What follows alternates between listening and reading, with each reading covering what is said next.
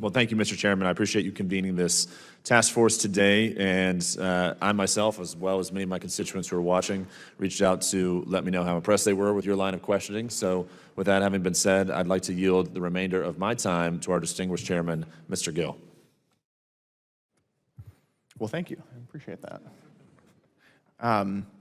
Ms. Binky, let's pick up where we left off before. The mission statement on the ABA's website states that our legal profession is enhanced when judges resemble the cultural groups that make up American society. How many Supreme Court justices have we had in American history?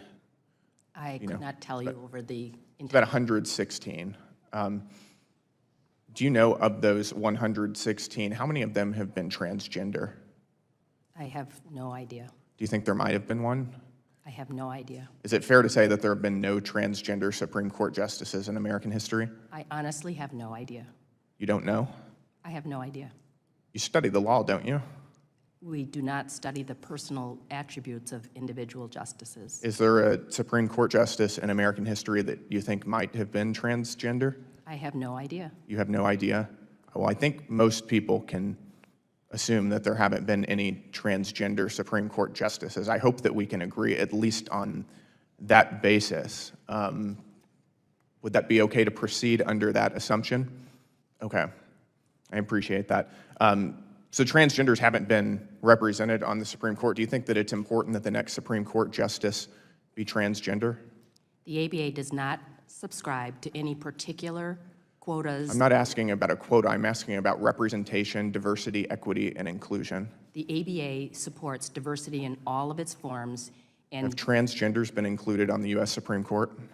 the ABA supports the full spectrum of Do you think that it's a problem that the transgender community has never had representation on the U.S. Supreme Court?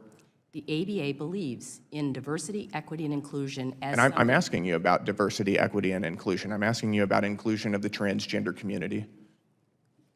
We believe that people ought to bring their entire self to whatever role they're serving. You're refusing to answer my question. Do you think that it's important that we have a transgender Supreme Court justice? I believe that it's in order to include that community? I believe that it is always important, the ABA believes that it is always important to support and encourage diversity. So we should have a inclusion. transgender Supreme Court justice? Diversity has many forms, and we believe that... Do you think that you're not answering in a straightforward way? Do you think that's because of your own implicit bias?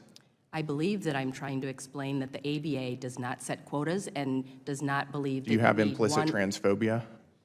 The ABA believes that diversity in all of its forms is important and helps the profession more globally. Okay, we're going to move on. Should Americans be judged by the color of their skin or the content of their character?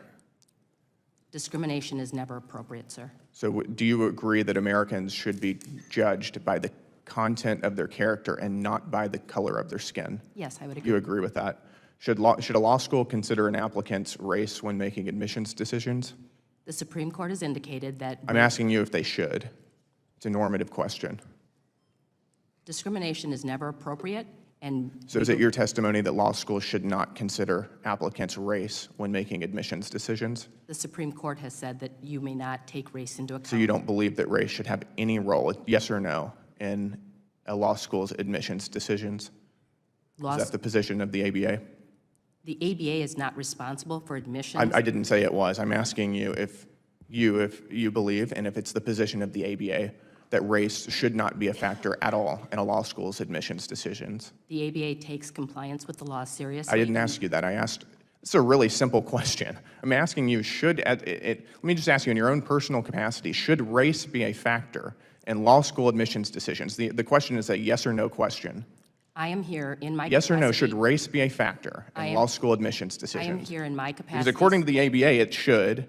The ABA has said explicitly that they have a long history of supporting consideration of race in law school admissions. Is that your testimony, that law schools should continue taking into account race? The Supreme Court indicated that diversity is a laudable goal, and the ABA supports diversity in all of its forms. This is embarrassing for you. You ought to be able to answer this in a very straightforward way. And with that, the time is up. Sir, I have 3 UCs requests. Go for it. Thank you. I ask unanimous consent to enter into the record a July 2026 article from Kerner News, North Texas families and the summer food programs they rely Without on objection. are feeling the sting of inflation. Without objection. What just happened in this hearing is a perfect example of how a complicated debate about race, diversity, and opportunity can quickly get reduced to a series of political, gotcha, questions.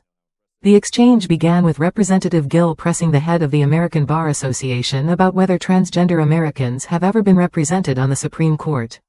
The witness repeatedly said she did not know the personal identities of every justice in American history.